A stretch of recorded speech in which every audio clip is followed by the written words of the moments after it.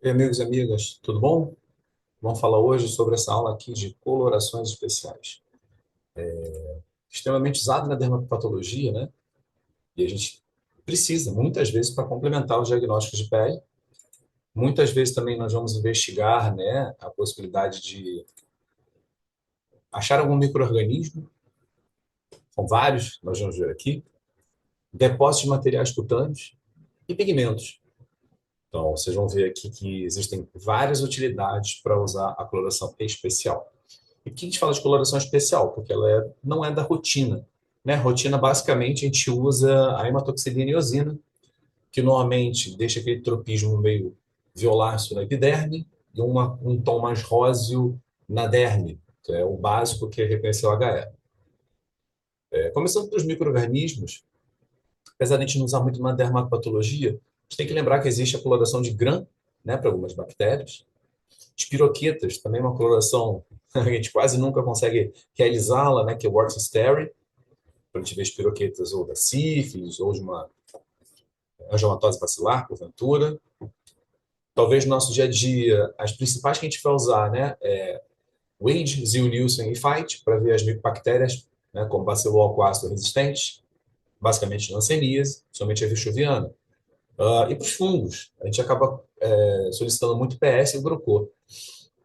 Então, vamos ver alguns exemplos aqui.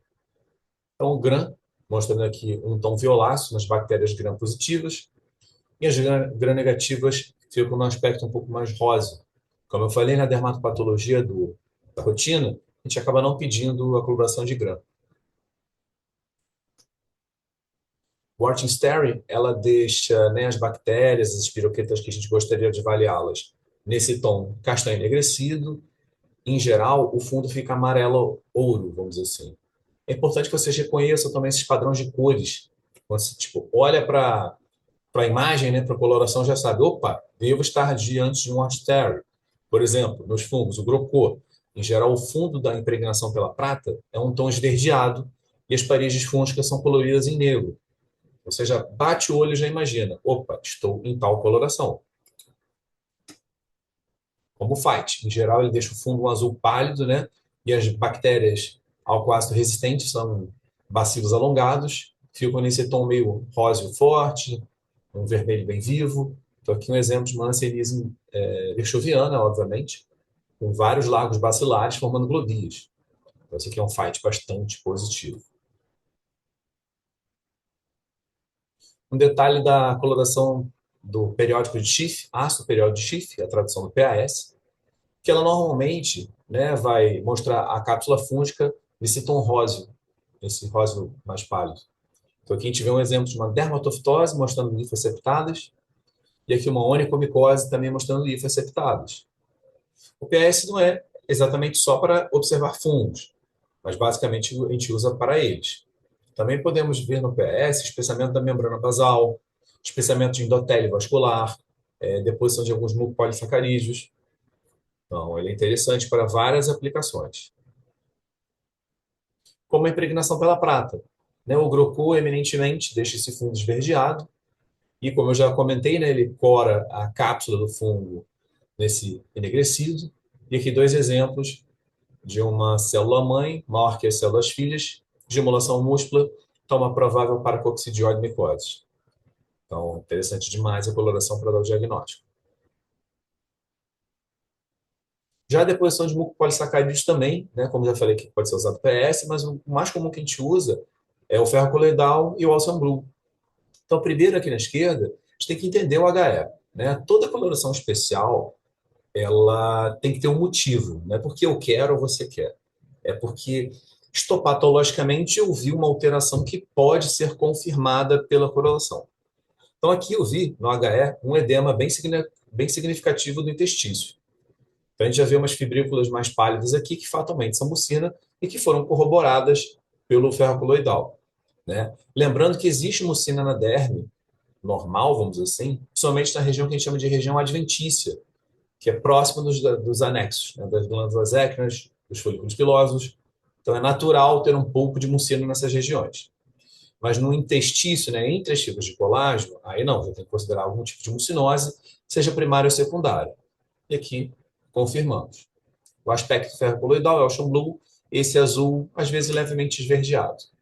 Então, de novo, aqui uma coloração do Ocean Blue, mostrando bastante positividade para esse material fibrelar fino às custas de mucina. Outro ferrocoloidal também bastante significativamente positivo, né? Interstício repleto de fibras azuladinhas e finas, então positivo para a mucina no ferrocoloidal. O PS, como eu já comentei, aí eu peguei um exemplo, né, de um glomérulo renal que tinha deposição de PS. Deposição de PS também em alguns vasos.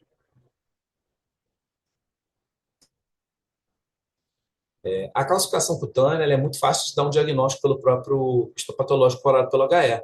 Né? Tem aquela coloração violácea muito característica, mas em algum momento eu posso usar colorações que realçam, né, o cálcio. E porventura uma dessas é o von Cossa. O von Cossa deixa as coisas calcificadas em tom enegrecido. No caso do pseudoxantoma elástico, quem está calcificado são as fibras elásticas, por isso que elas aparecem aqui enegrecidas. Um detalhe de um vaso, né, totalmente calcificado, então um exemplo de uma calcifilaxia. E aqui eu coloquei dois exemplos de imagens de HE no cálcio. Desculpa, duas imagens de HE com cálcio.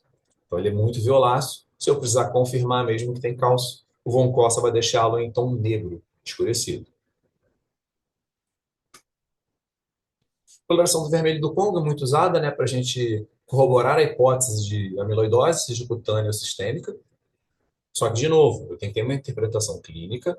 A biópsia vai me revelar depósitos de material onfofílico, globular, e que pode ter algumas fendas entre esse material. Às vezes até uns melanófagos de vermelho. Então, aqui na derme papilar, eu já vejo no HE uma possível deposição de amiloide. Vão confirmar com o vermelho do Congo. Aí, detalhe da material amiloide na derme superior. E aqui eu mostro, né? Primeira imagem à esquerda, material onfofílico, já muito significativo que seja amiloidose. Vou confirmar com o vermelho do Congo que, quando ele é visto naturalmente no microscópio, tem esse tom alaranjado. Se eu proceder à luz polarizada nesse microscópio, né, eu vou colocar um filtro polarizador, esse alaranjado vai se transformar numa luz meio esverdeada, como esse brilho que a gente está vendo. Então, esse é o encadeamento de uma amiloidose. Primeiro pelo HE, vermelho do Congo natural, vermelho do Congo em luz polarizada. Fontana Masson, uma coloração que costuma perceber melanina, então ela não é para ver melanócitos, e sim melanina, que está em melanócitos e em queratinócitos e em melanófagos. Então essa melanina fica nesse castanho enegrecido também. A gente acaba usando muito, né, a complementação pelo Fontana Masson para confirmar a presença ou ausência do pigmento melânico. Aqui um exemplo, né, a gente mostra uma imagem de um vitiligo. Então, a gente, no próprio HE, já tem essa suspeição, né? Notar a ausência de pigmentos de melanócitos na camada basal, que normalmente, né, no HE de uma pele normal, teria um melanócito a cada 10 queratinócitos basais. Então, essa imagem já me dá essa sensação de que eu tenho uma diminuição abrupta, por isso, vou corroborar novamente com Fontana Masson. Fibras elásticas podem ser vistas em castanho enegrecido pela coloração de orceína e Weierhoff. Então, aqui eu mostro fibras colágenas bem rosadas e as fibras elásticas em castanho enegrecido. Então, exemplo de Weierhoff.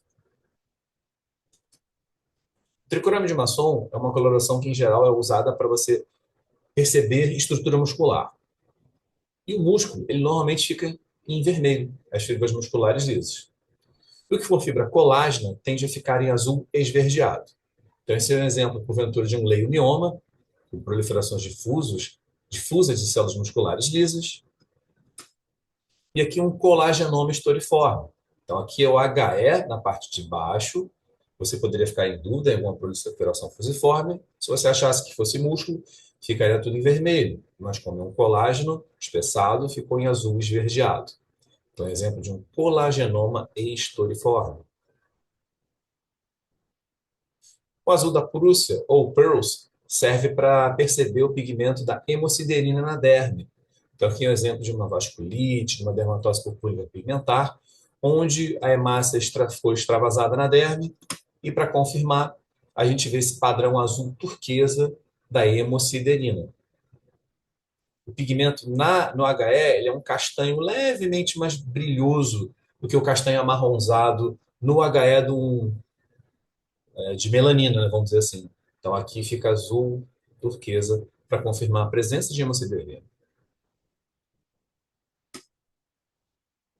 Eu não vou ler, porque acho que vai ser repetitivo, mas esse último slide, ele coloca várias colorações, as estruturas que ele vai identificar e a cor que você vai perceber no exame histopatológico destas colorações especiais. Então, espero que tenha sido de proveito para vocês. Grande abraço. Dermatopata em um minuto.